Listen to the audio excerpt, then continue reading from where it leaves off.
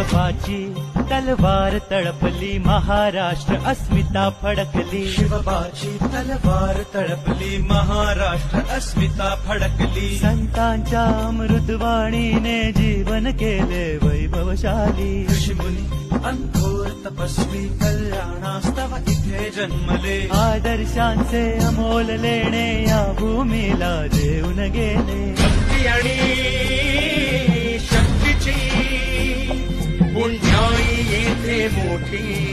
एक दिलाने उमटू दे जय घोष आज हा ओठी. तरी खोऱ्यातून नाद गूंजे